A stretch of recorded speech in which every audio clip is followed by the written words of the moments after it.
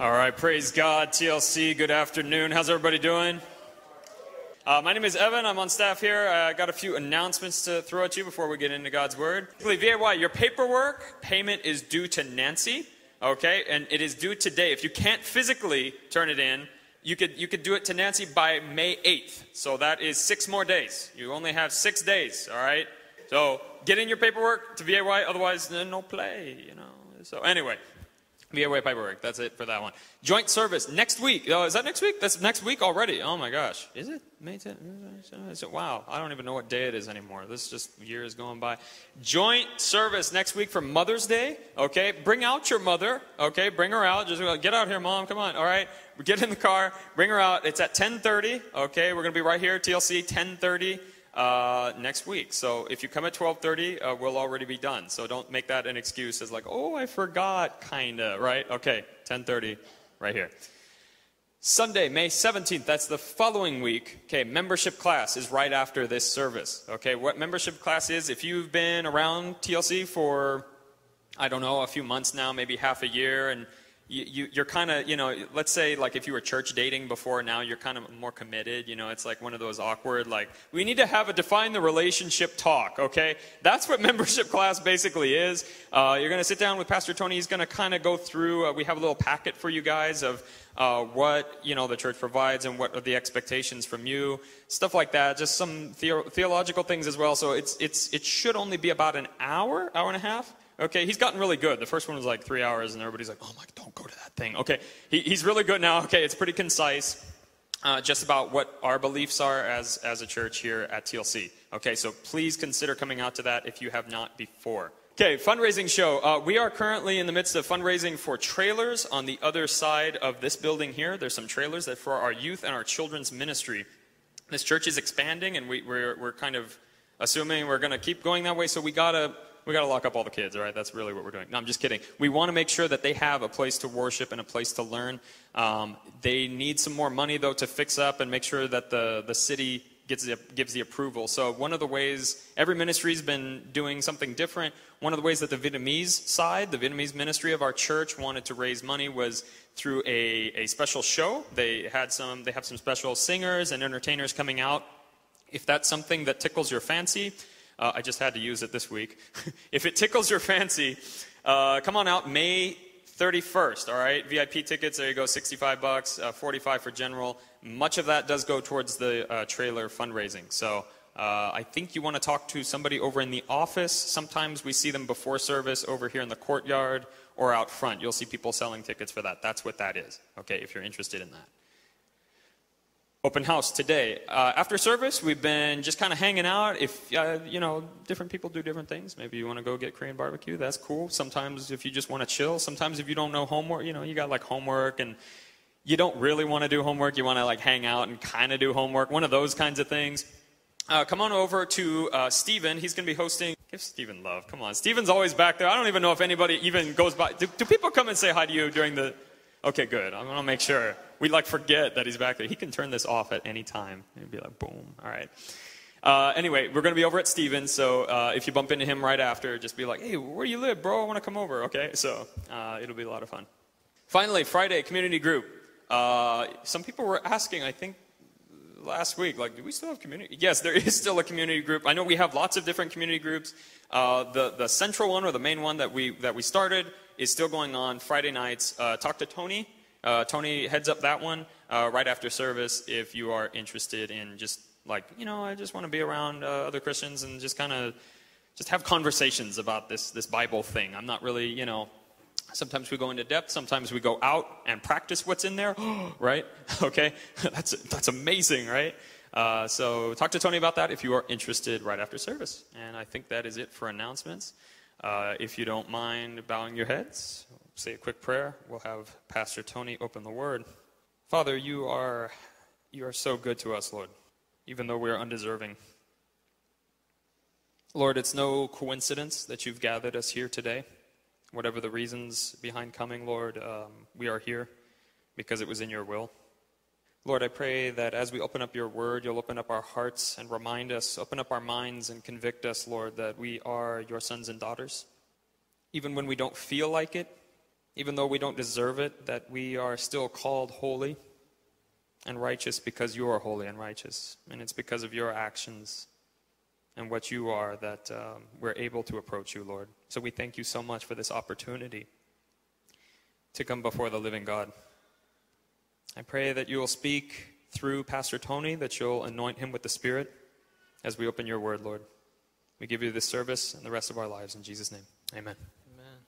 All right, what is good, TLC? It's good to see you guys. A lot of cool faces. Oh, man.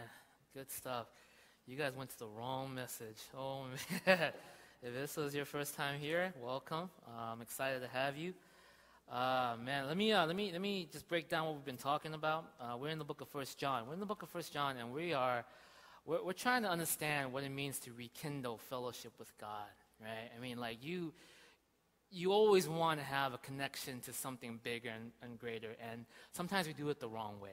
Sometimes we don't know how to do it. Sometimes we do it in a different way. Sometimes we get misled in doing it in a very difficult way. But see, John, he writes to this church because they've been misled into this relationship with God in a very difficult way. The people have been coming in and then bringing them out of this relationship with God the Father. And John says, hey, look, man, do you want to know who God really is? Let me tell you. You know why I have the authority to tell you? I saw him, right? Do you know why I have the authority to tell you? Let me tell you why. Because I walked with him. I'm the one who saw him on the cross. I'm the one who saw him come back to life. These guys are coming in and telling you who God is and how to actually have a relationship with God. They're the wrong people. Let me tell you who he really is so that you can fulfill your personal fellowship with God. Right? And that's the whole beauty of 1 John, is to rekindle and reconnect you to God in a deep, intimate way, in a real way, in a way that you understand, in a way that actually can bring about life change, okay? But when we mess up on one thing, if we mess up on one tiny thing, it messes up the whole picture. So let me give you an example of how sometimes we think we're doing the right thing and we miss the whole point whatsoever. Let me read you the story. It's a really cool story. It's a funny story. I hope I don't have to explain it, but I think I'm going to have to, because like the kids didn't get it in the last time I read the story. It's called a touching bagpipe story, okay? Let me read it to you. It says, as a bagpiper, you know those guys that, I don't know how to make those sounds. As a bagpiper, I play many gigs. Recently, I was asked by a funeral director to play at a graveside service for a homeless man. He had no family or friends, so the service was to be at a pauper cemetery in the Kentucky backcountry. And so as I was not familiar with the backwoods, I got lost, and being a typical man, I didn't stop for direction. Right? I finally arrived an hour late and saw the funeral guy had evidently gone, and the hearse was nowhere in sight. There were only the diggers and the crew left, and they were eating lunch. I felt badly and apologized to the men for being late. I went to the side of the grave and looked down, and the vault lid was in its place. I didn't know what else to do, and so I started to play. The workers put down their lunches and began to gather around. I played out of my heart and soul for this man with no family and friends. I played like I've never played before for this homeless man. And as I played Amazing Grace, the workers began to weep. They wept and I wept. We all wept together. And when I finished, I packed up my bagpipes and started for my car. And though my head hung low, my heart was full. And as I opened the door to my car, I heard one of the workers said, I ain't never seen nothing like that before. And I've been putting in septic tanks for 20 years. Right? You guys get that? You guys get that? He wasn't at a gravesite, he was at a septic tank site, right? He was trying to dig, and he didn't realize the vault was actually the lid to the area of where all that stuff is at, you know? So he was playing over that, and then, you know, sometimes you can have all of this passion and thinking that you're doing the right thing and totally miss the point, right? Sometimes you can be all into something and say, I'm following God the right way. I'm actually having this connection, this religious walk with God, and actually be missing the whole point because you're following him the wrong way, right? And John says this, if you say that you do not have sin, you deceive yourself and the truth is not in you. What John is saying in this book is he's saying the one area, if you mess up, that would destroy it, that would totally mess everything up. The one area that you can possibly screw up on, that you can miss the point on, would be the area of sin. See, if you miss the point on sin, then everything that you do, this religious walk towards God, this journey of faith, this journey of trying to find who He is, would be totally useless. It's like that bagpipe. Though he passionately played and played out Amazing Grace and everyone was weeping, he was playing to what? A septic tank, not a graveyard, right? He missed the point. 1 John. The whole heart of it is for you to connect back to God. Right? I mean, I'm sure that's why a lot of you guys are in church. Maybe things have been going bad. Maybe life has been kind of spiraling out of control. Maybe you can't really handle what's going on. And you just, I need something bigger. I want to connect to God. But if you connect to God by missing the point of sin, right, then you lose the whole picture altogether. Right? You lose the whole picture. And so today, and last week, actually, Brother Evan did a great message on sin, but I'm gonna build on that today. I'm going to talk to you guys, what is sin? Right? I'm going to talk to you what is sin, because if you get the right picture of what sin is, then you understand the beauty of who Jesus is. And if you understand the beauty of who Jesus is, then, and then alone can the relationship between you and God begin to really grow and blossom. You guys follow me? The journey that we're going to talk today on, the movement that we're going to go on today is this. I'm gonna break it down to you what sin is. I know you guys have your own opinion of what sin is, and you've heard it in church for a long time. I'm going to break it down to you for what it really is, right? I'm going to show you what it is. I'm going to show you, once you really understand that, then you can understand how beautiful Jesus is. And when you understand how beautiful Jesus is, then you can see how He brings you. He is the only one that brings you to the relationship with the Father. Okay, so open your Bible to 1 John chapter 1. We're going to start at verse 8. 1 John chapter 1, verse 8. Sorry if I slur my words today. I got my wisdom teeth taken out, and it is hurting right now. I should have taken my Vicodin. I thought I can bear through it. I went in with just one because I only could afford one, but my wife being efficient, after I got sedated, I woke up and 3 was gone, right? It's crazy, okay? So if I slur my words, I'm sorry, okay? 1 John chapter 1, we're going to start at verse 8, okay? What is sin? That's the question. What is sin? What is sin? If we claim to be without sin, we deceive ourselves, and the truth is not in us. If we confess our sins, He is faithful and just and will forgive us our sins and purify us from all unrighteousness.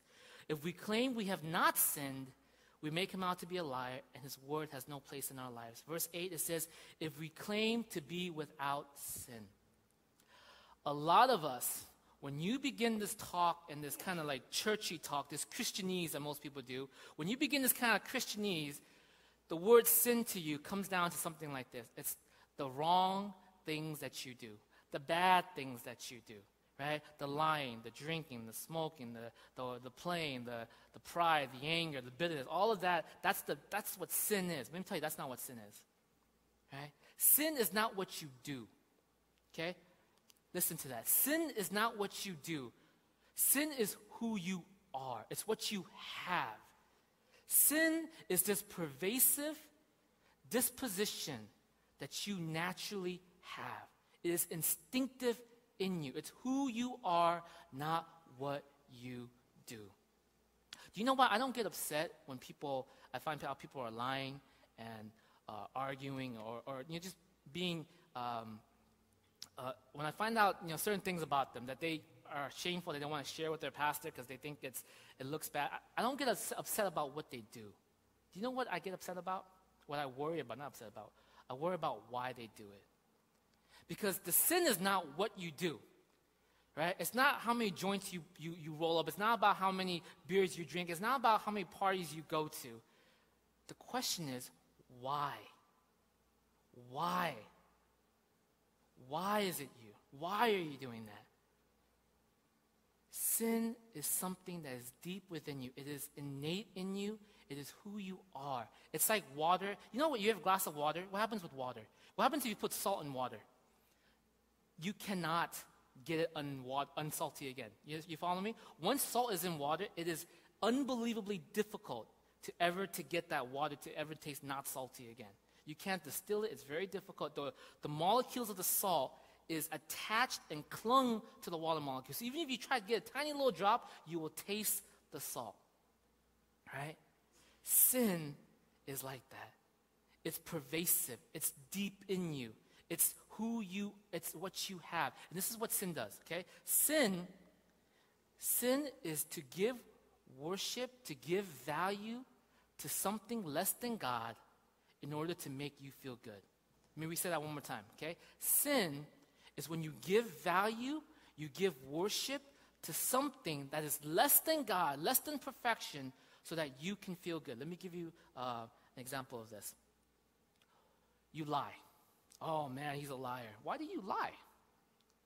Why did you lie? You think that's the issue? That you lie? No, that's not the issue. Right? That's a concern, right? That's a problem maybe, it could be, but that's not the issue. Why did you lie? You lied because what you worship, what you gave value for, was your pride.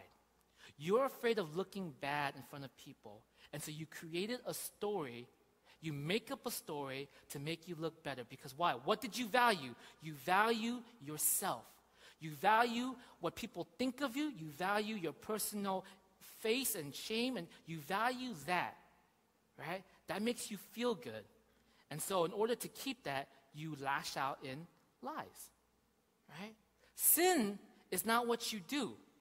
Sin is what you give worship and value to. Anything that you give worship and value to that is less than God, so that you can be happy. Let me give you an example. Why do you lie and cheat in order to get ahead in your career? Why do you kind of like twist the boundaries, kind of cut corners like that? Why? Is it the cheating and the lying and all the games that you play? Is that the real issue? No. Right? The question is why?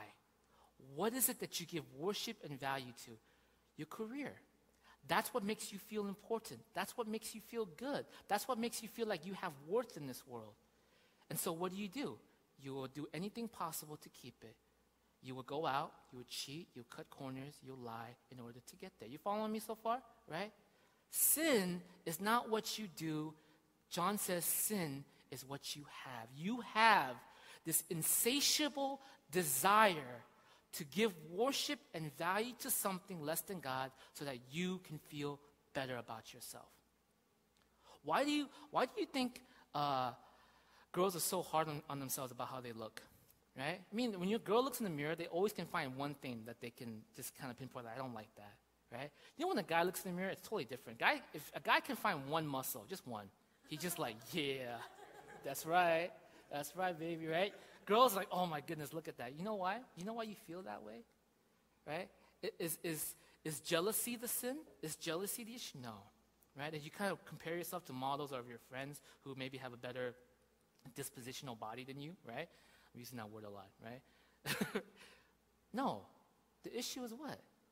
You value beauty. You value how people look at you and what people think about what you look like so much more, right? So that you would lash out in jealousy, in anger, in bitterness if you don't compare to it. That's sin. You follow me? Right? Why do you think, you see people jumping from one relationship to the other relationship? Is dating the issue? Is dating a non-believer the issue? Right? It's not the main issue. Right? Do you know what it is? You know what the core problem is? The sin is? The sin is that you want to be loved. That's the only way that you can feel connected. That's the only way that you can feel like you have value and worth. And so you will put yourself into the hand of whatever guy, whatever girl that can make you feel that way.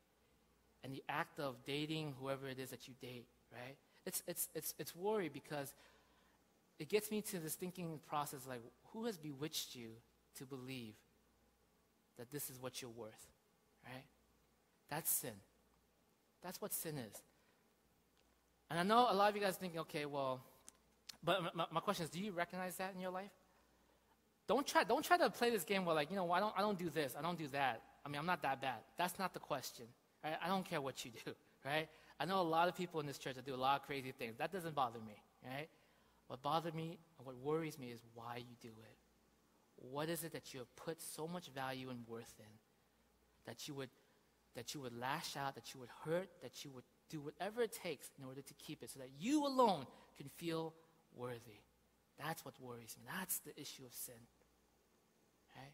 And some of you guys thinking, hey, dude, man, I'm new here, first time hearing you preach.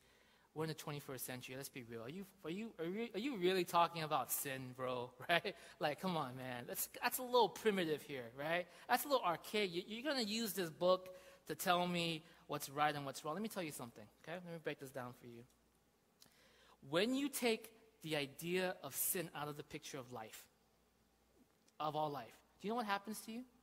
You don't have an answer to everything that happens. You do not have an answer to the atrocities of this world. Do you understand that the moment you take sin, the idea of what sin is, out of the picture, where people are fighting and doing whatever they need to do in order to keep this value or fight for this value to make them feel better, if you take that out of the picture, you have no answer for the atrocity and the evils that happen in this world. You don't. I went to Macau one time, right? I'm not sure I shared the story. I went to Macau. Macau is like off the coast of China. Right? It's like this little island. It's founded by Jesuits. It was a very Christian island, right? Before somebody got to it and it went crazy, okay? But Macau was known for its area of sex trafficking. It's huge in there. When I went there 8 years ago, we worked with this missionary who basically worked with women who were trafficked in from China, right? Trafficked in from China and sold in the market in Macau. Right? And her ministry was to rehabilitate these ladies, to love them, and to bring them back to China. And sometimes even to smuggle them out because it's really hard. And I remember one time she took us around, and we went to one of the brothels, right? She took the girls in, right? Because the guys weren't allowed to come in for some reason, right? Well, I didn't want to, right? But she took the girls in, and then one time one of the pimps came out. He came out, and he was like, what are you guys looking for, right? I was like, no, I was just chilling, right? And he says, you know what's up there, right? I was like, yeah, we know what's up there. He said, so what are you looking for? I have it, whatever you want. So being in more brasher days and less wise, I was a kid, right? I didn't know if he had a gun or not. I just said, hey, dude, you know what you're doing is wrong, right? Right? And he looked at me, and he smiled. He says, oh, you're with that lady. Hey, man, money's too good. Money's too good. Is it the lack of education that because he has lack of education, now he's going into sex trafficking? Is it because he's not smart enough?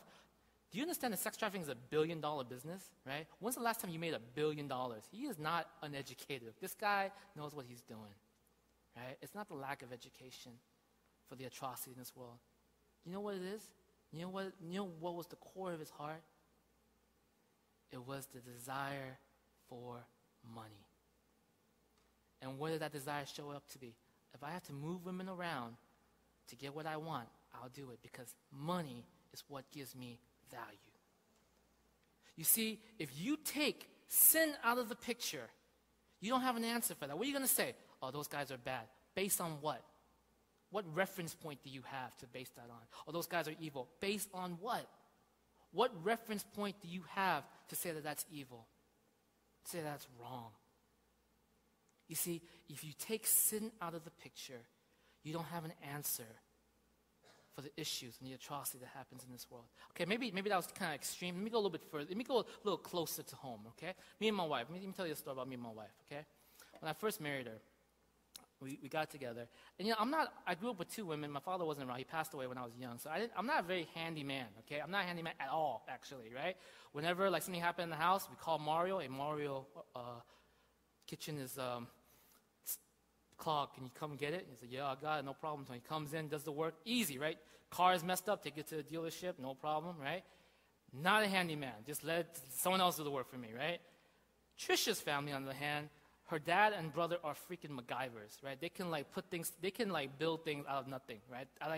We had this whole cradle at my house for my kid, right? I didn't put it together because I was just like, this is too much work. The instructions 30 pages, right? I don't want to read it, right? So I just sat there for a while.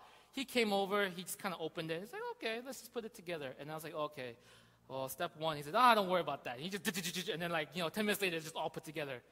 And whoa, right? Total MacGyver, okay? So first day in our marriage, first year, right? Car breaks down. So I said, okay, let's just call a dealer. She said, no, you fix it. I don't know how to fix no car, right? What do you want me to do? It's just, this is what you guys do. Just open the hood, and then look into it. I'm like, what? Right? So I was like, okay. I opened it, I was like, it looks like an engine. I don't know what am I supposed to do. It's like, and I told her, like, honey, I don't know how to fix this. Really, honestly, when things go wrong in my house, we just take it to the dealer. It's like, that's expensive. That's ridiculous. That's idiotic, right? And so what did she do? What did she do? She called Dad. She called Dad and said, Dad, I need you to come fix this. My husband can't do anything. Ooh, right? Dude, right? Disrespect, right? Not cool, okay? And so why was I upset? Why was I upset? Honestly, the real reason why I was upset was because wasn't I really upset the fact that I didn't know how to do the engine? It didn't bother me my whole entire life, right? But why was I upset now? Why was I upset at this moment? Because when I married my wife, all of a sudden I got into my head that it was very important to me as a husband, right, to do husbandly duties, right? And at that moment, right, she made me feel like an embarrassment. Like somehow I cannot take care of my wife, and she has to run to her dad to take care of her for me, right? And that was like that's a hit on the pride. That was a shot at the dark. I mean, what my value, what I put my worth and value in was what? Something less than God. What was it? My personal desire to be a good husband, whatnot, right? And when she took that away, what resulted? Anger, resentment, and a whole lot of arguing, right? A whole lot of arguing. But I got her back, right? This is what we did. Trisha, I mean, I grew up with two women, worked hard, cooked food all the time, no matter how hard it was, right? Trisha had food delivered to her also all the time, okay? I came home from work one day. I came home later because I worked a little late, so I came home, and there was no food. I was hungry. I said, hey, honey, there's no dinner. She says, and? I'm hungry. Aren't you hungry? Right? Don't you want to eat? Yeah. Go make something. What? I just got home from work. She's like, and? Right? So, and she looked at me. I got home from work too, and you expect me to do this? In my head, I didn't say it out loud because I value my life. I didn't say it out loud, but I knew she knew what I was thinking, because what I was thinking was this. I was thinking, hey, my mother worked hard, and every day she came home, there was food on the table, right? And she saw in my eyes, and she saw the little eye roll that I did, like, right? And then she was like, whatever. And then I went over to the phone and said, hey, Mom, can you come home and cook for me, right? I'm hungry, right? And then what happened? She was upset. We got into an argument, right? We became angry with each other, right? Bitterness, right? She had no problem with food the whole entire life. And all of a sudden, at this moment, why was food an issue, right? Food was never an issue the whole time, but why at this moment food was an issue? Because there was a pride issue. She valued something about her personal pride, right? I made her feel embarrassed that she was not a good wife, right? That I had to turn to my mama, right, to take care of me, and that she couldn't somehow take it. It embarrassed her, right? It embarrassed her because she realized at that moment what she valued in was less than God. She put her worth and value in and how well she can serve me as a wife. And because she couldn't, and because she didn't do well, right, she felt like I was stealing that from her, and she lashed out in anger and sin. And anger, resentment, all that stuff that comes out, right, starts from where? There's a root thing. There's a root problem. You guys following me so far? Right? The problem, you guys, is not what you do. Sin is not what you get through your head. I've known people who tell me, like, they smoke, they do all these crazy stuff that they've done. I mean, they've done things that would embarrass you, right? And that you wouldn't even want to repeat to your mom. But they tell me things, and that doesn't bother me. The question that worries me is always why. Why?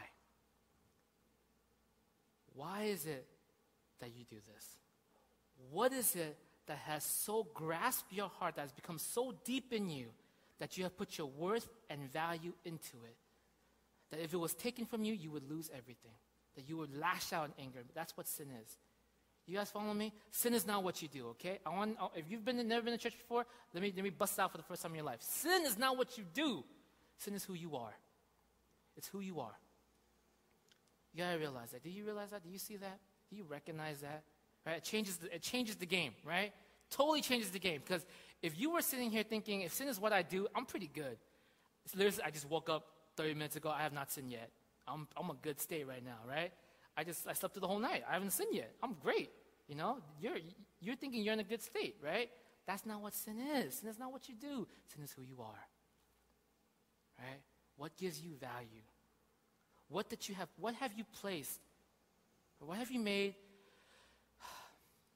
of so importance that is less than God so that you can feel better about yourself? Right? That's sin. And it's very important to recognize it. John says, if you confess that you are without sin, that you don't have it, if you miss the point on here, you're like that bagpipe dude. You're doing all these crazy things for like Christianity and looking for your religious journey and trying to find God and trying to find this relationship with God and really connecting with God. You're doing all of this stuff, and if you miss the point on sin, all of that is useless. You're like that bagpipe dude playing to a septic tank. Completely useless. Right? Do you recognize sin in your life? Okay? It is not simply what I do, what I don't do. Okay? You know, Tony, I come to church. I like Christian. I feel like I am a Christian. I feel like I'm a Christian, but I don't buy the resurrection and the whole miracle stuff and the death. And I mean, I'm pretty like, modern guy. I don't buy that stuff. I love Jesus. I love the teaching of love. I love the teaching of caring for your neighbors. I love the idea of community. I come to church for that, right? I want that. The whole miracle thing I don't really fly with that. When you say something like that, I know some of you guys are thinking it, right? When you say stuff like that, you know what it reveals? You don't know you're a sinner. You know it intellectually, right? I'm a sinner, the Bible says so, and then Jesus died for me. But you don't actually know it in such a way where it can actually change your life. You don't know it in such a way where it can actually bring you to the very footsteps of the throne room of God. You don't know it in such a way where you can actually connect to the divine and the infinite. Sin to you is just a thing you do. You see, if you talk about sin, if you talk about Christianity just like that, it's all about love, and love, love, love, love, love, which is it is, right? But if it's all you put it down to, the reality is you don't know sin. You don't know you're a sinner. Because if you know you're a sinner, if you know that that's your disposition, if you know that's who you are, if you know that's your nature, if you know that you cannot tear yourself from that, if you know that's who you are, if you realize it, miracles, you're going to realize it's going to take a miracle as crazy as the death and resurrection of God to free you from it. That the miracle doesn't even bother you. If you actually recognize that sin is who you are, miracles don't bother you because you realize you're going to have to take some extreme measures to make it happen. Just like that water.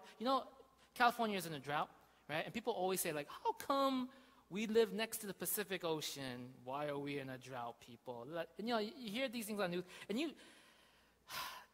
don't want to get mad at them, but, people, the thing about news is that people don't read the news, they just kind of repeat the news. You guys follow me? They repeat what other people repeat, and so they don't really know what they're saying sometimes, right? Do you know why we don't do that? Take the ocean water and make it into fresh water? Because it takes extreme measures to do that.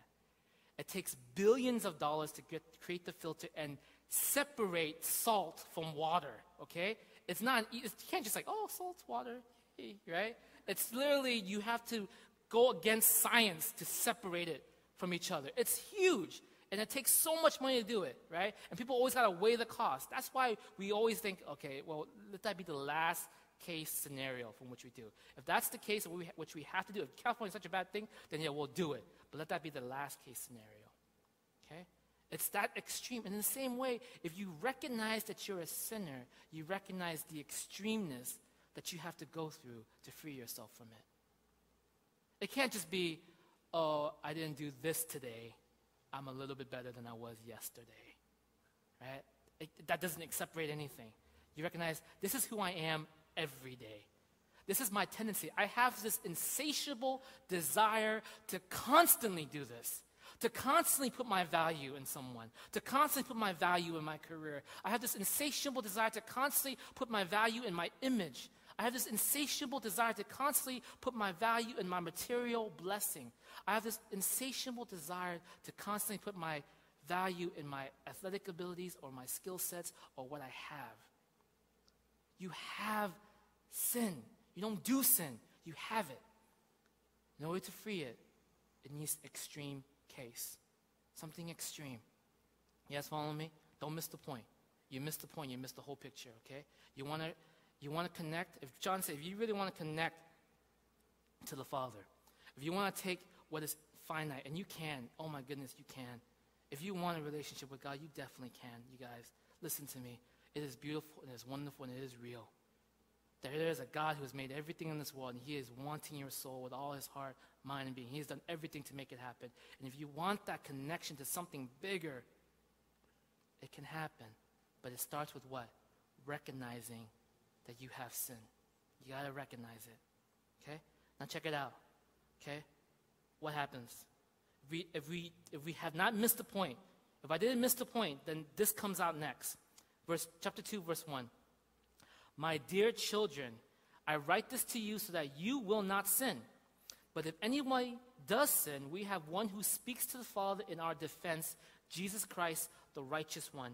He is the atoning sacrifice for our sin, and not only for ours, but also for the sins of the world. Right?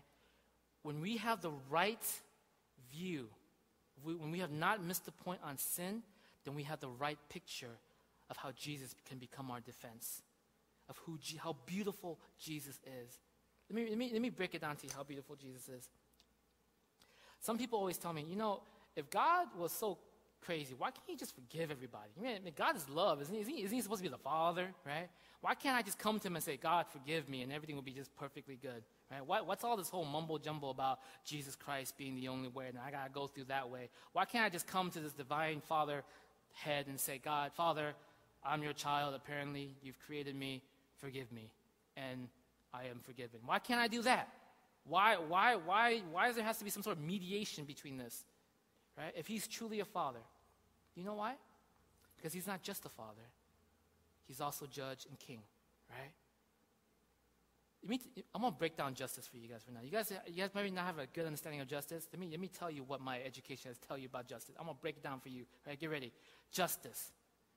Justice does not work with love. You guys realize that?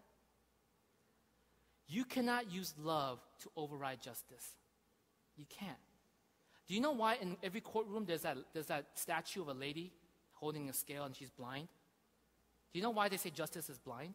It's not because justice is bad, that's blind, right? Like it doesn't see anything. Justice is blind because why? Justice in itself holds its own truth, and you cannot use outside love, emotion to dictate justice. Justice has to be free from that. Let me give you an example to break it home. Let's say you love someone a lot. Let's say it's your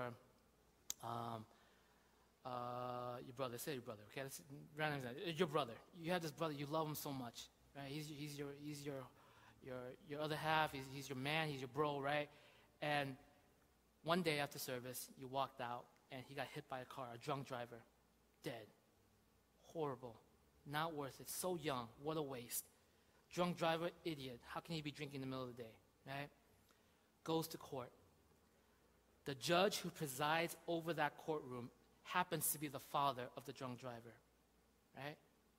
How would you feel if the judge said this? My son, I love you.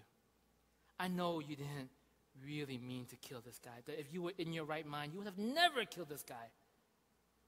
So because you feel really bad about it, I forgive you. Case closed. You guys can go home. How would you feel about that? What would you do being the brother of the person who just died? You would stand up and say, this is outrageous. This will cause anarchy. A world cannot exist like this. Justice must be blind. You cannot use love to cover over justice.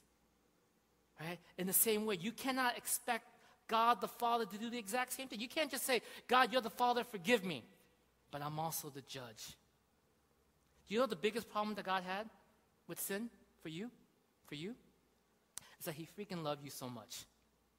He want you so, his love for you to connect you into relationship and fellowship with him is so deep.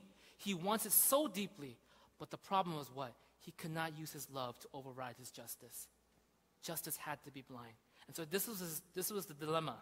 This was the cosmic dilemma, if I can call it a dilemma, right? It was just the cosmic dilemma for maybe a millisecond, right?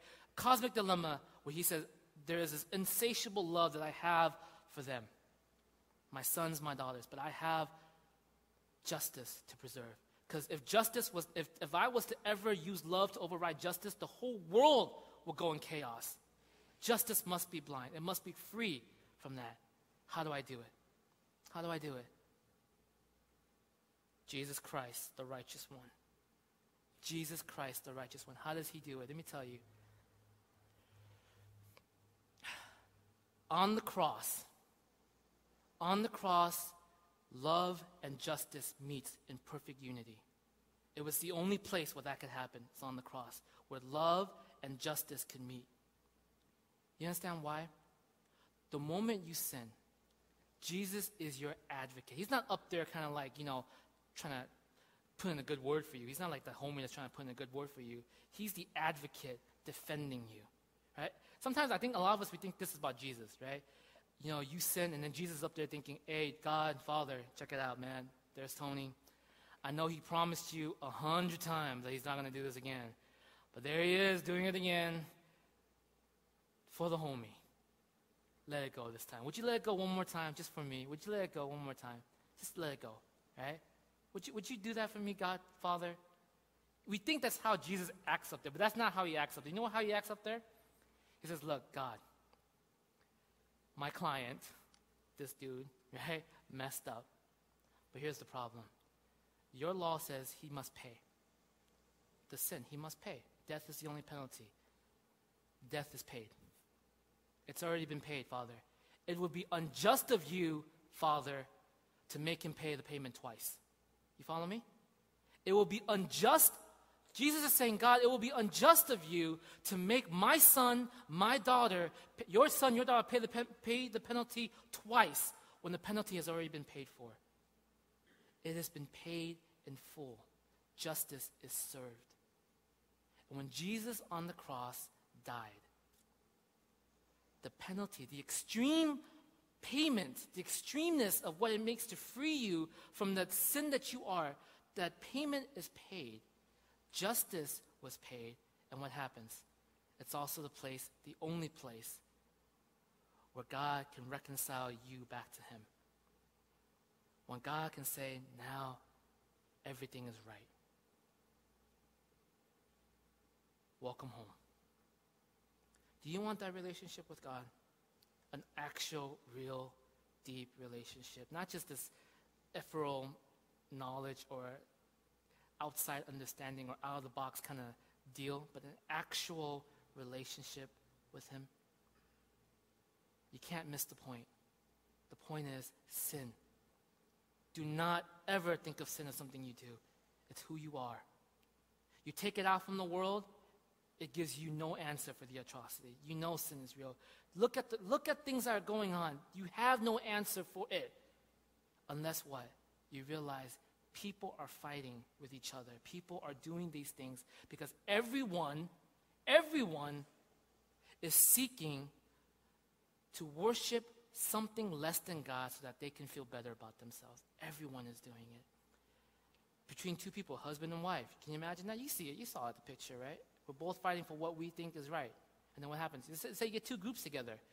Black people, white people, You get stuff like Baltimore and Ferguson and all that crazy stuff, right? You get politicians involved. You get your Democrats, you get your Republicans, always fighting over something, right? You get your countries involved, right? This country going to war with this country. You see how it escalates, right? Sin does that. Recognize it. And then recognize what? It takes extreme measure. It takes the extreme measure that Jesus becomes your defense. He becomes your only defense. Because the only thing you can have to say to God is this: my justice demand you pay for your crime, for what you've done. My justice demand that you pay for your being. Jesus says, payment paid. God, it is unjust for you to make him pay twice. That's why in 1 John chapter 1, verse 9, it says what? If we confess our sins, he is faithful. God is faithful and what? Just. He's not faithful and cool. He's not faithful and nice. He's faithful and just. He realized what? Payment paid. Payments paid. Jesus is our defense. He is our only defense. We understand sin. We understand how beautiful Jesus is. You guys realize how beautiful Jesus is? Out of the greatest dilemma that God has ever had in his life about sin, loving you but having to fight justice, he found the answer in Jesus Christ at the cross.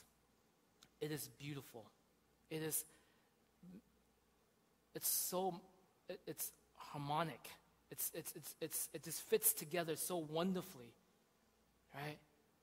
Jesus becomes our defense, and when that is done, what happens? We have fellowship with the Father. You guys, don't be like that bagpipe player playing over a septic tank, doing all of this thing, thinking that somehow, man, I'm getting really close to him now, right? I'm really getting to the heart of God. When all the while, you may be just playing in front of a septic tank if you miss the point. Be the guy who plays Amazing Grace, that cries out, how sweet the sound. I once was lost, but now I'm found. All right, let's pray. We're going to take communion, right? And as you take communion, as you go up there and you take of the bread and you take of the blood, it's a representation of that. That is justice paid right there. When you walk up here with the realization that you don't just do sin, that you are sin. And it takes the extreme measure of God's body being broken, his blood being spilled, to pay the payment for justice. So as you take communion, as you come, would you come, you guys, to the supper table? Would you come to the table of Christ? And as you take it, would you recognize that, Lord, I see the pervasiveness of my sin, the root of it, the core of it. It's not just what I do, but it's who I am. But even more, God, I see before me now the body that was broken, the blood that was spilled, to free me from it, so that I can now stand in fellowship with you. You guys, if that is your heart, would you come? Would you come and take of the bread? Would you come to the dining table of God? Would you come to the supper table? But for some of us, maybe we're still struggling with the idea. Can I ask you guys, how has living the way you've done helped you? Don't you find yourself constantly running all over the place and yet going nowhere? Don't you find yourself running towards an unknown future and yet never fully satisfied when you think you've got somewhere? Do you know why?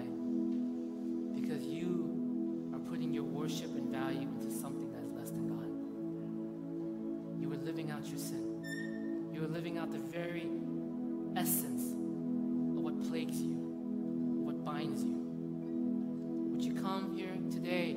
My goodness, today it is the offer of redemption. Today, this is the word to you. I have come to bring you home. Would you come? Would you surrender that life to God? Would you surrender that life to Jesus? Would you just cry out, Lord, I recognize that there is nothing that I can do to free me. There is nothing that I can do to free me from this act, from who I am. Nothing less than your Son for my sins. And if you can say that, if you can recognize that, right, then you know. And you know the journey begins today. You'll walk with the Lord. So come, you guys, come and respond. Come respond to the Lord. Come to that table. Come and praise for what he has done. Come and praise for what he has done. Jesus Christ, my defense, my righteousness. Jesus Christ, the one who stands for me, who advocates for me, who defends me, who seeks justice for me. Jesus Christ, who brings me to the Father, to a love unparalleled. Come, let's respond to the Father.